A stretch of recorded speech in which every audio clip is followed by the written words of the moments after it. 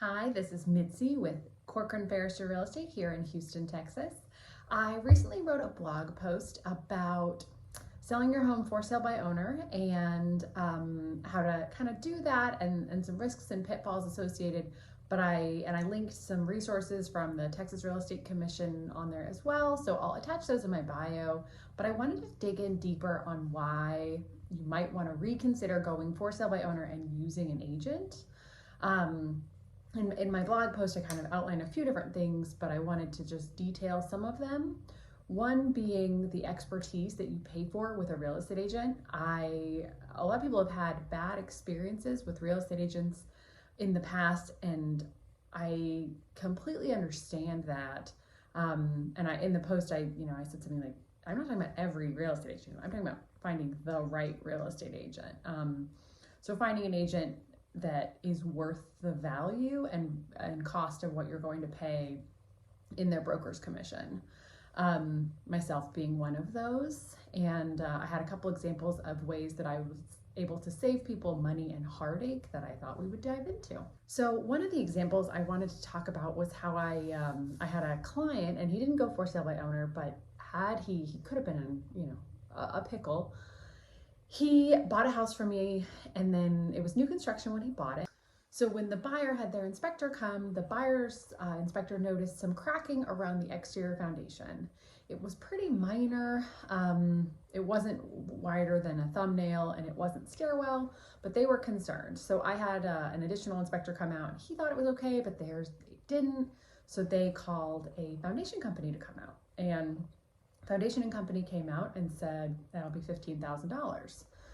So my seller, was freaking out. And I said, breathe, we're gonna fix this. So I called the builder and I said, my client is still under the warranty here.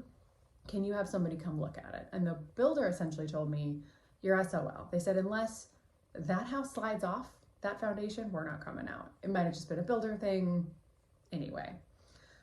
And with the cracking being so minor, we were really torn on if these repairs needed to be done or not.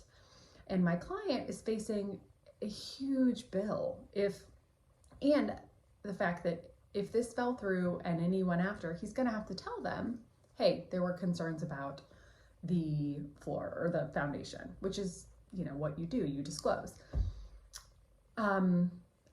But there were so many differing opinions on this, flat cracking. We had 2 home inspectors, 2 foundation companies. The builder wouldn't do anything with it.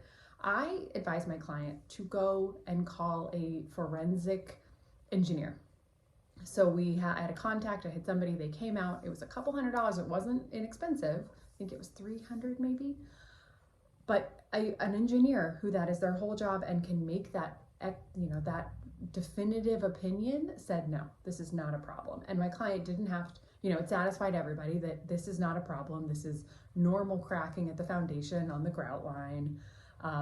And it saved my client $10 or $15,000 and all the heartache of what do you do? So having an agent that can help if things come up, sometimes sales are really, really easy. Sometimes they just click and you don't have any problems and, you just hand some paperwork back and forth and everybody's happy. But if you're gonna go for sale by owner, I think it's really important to consider, what do you do if something goes wrong and if you need help that the buyer's agent cannot give you. The buyer's agent does not owe you anything. They do not work for you. You may think, okay, there's gonna be an agent involved in this transaction, most likely. So they'll fix whatever comes up. But I think it's important to note that they don't owe you any fiduciary duties. They don't owe you, other than, the basic honesty. They cannot offer you advice. So if something comes up that needs to be handled, they're going to tell you to figure it out on your own. And they're going to have the experience to figure it out in a way that's more beneficial for their client. So I think it's really important to know that there's a high probability that there will be an agent on the other side that is not out to get you, but has no active interest in protecting you, and it could end up costing you. Sometimes, an agent will just send you a list of repairs or, something, and it just feels like you have to do it when in reality you don't, or you can negotiate it 100 different ways. So I think it's important that, you have somebody on your side who can say, whoa, whoa, whoa, whoa, breathe, let's look through this piece by piece and actually figure out what you really need to do here, and how much of this is they're just throwing it at the wall to see what sticks. One of the last things I want to talk to you about is the emotional process of selling your house. They say it is one of the most stressful things you can do in life after, I think, divorce and a job change. And, in addition to this being a huge financial thing, which is probably why you're thinking to yourself, I'm going to do it myself and save some money, I would urge you to consider the emotional weight of this. I could argue all day that I will save you more money having an agent than you will spend. But, another important piece of this is just, it's stressful to do it by yourself. And having somebody who can explain things to you and make you feel confident in all the decisions you ultimately make. All these decisions are yours, but knowing, okay, I have paths, I have choices, and that's what each road looks like, explained out. There is a lot of value in that is not inherently linked to a dollar.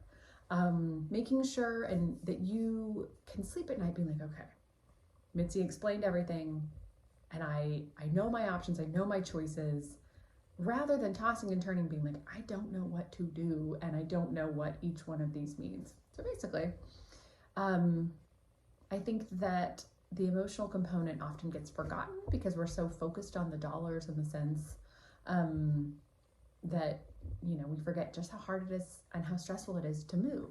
Moving in general is stressful, but then adding, I'm selling my house, which is for a lot of us our largest financial asset. We want to make sure that at the end of the day, we feel like we were taken care of and that we made the right decisions. One of the things I mentioned in the blog, in my blog post, was the amount of time it takes to be a real estate agent and to sell a property. And you might not have that time in your day. I follow up with any leads on the internet. Anybody that asks a question, I market the property. I am there doing open houses. I'm, talking to sellers, agents, answering questions, making sure that the listing is in the MLS properly and that it is fed out to all the other sites correctly.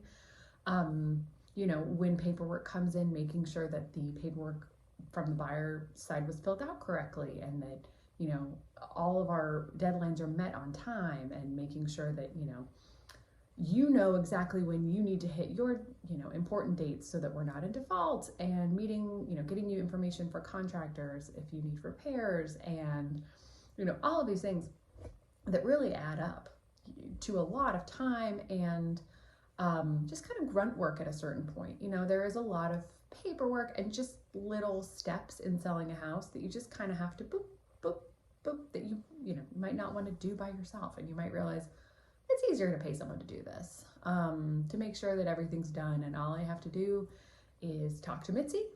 She'll explain everything, she'll answer my questions, I sign, and then we move on. So if you watched this whole video and you got to the end and you're like, I'm still gonna do it myself, I wish you good luck. I mean that with all sincerity.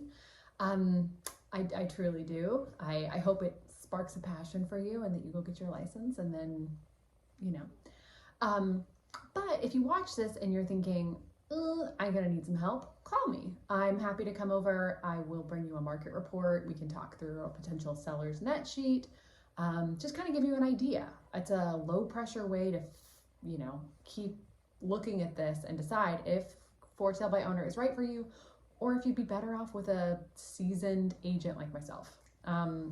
Again, it's Mitzi Curtright with Corcoran, Barrister here in the Woodlands, but I am in North Houston, all over Houston, but predominantly North Houston. I will link all my contact information in the bottom, and I will also link the Texas Real Estate Commission website that has some forms on it and other information in case you do go the for sale by owner route. You're not required to use those forms, but someone's probably going to want them, so I will link them for you as well.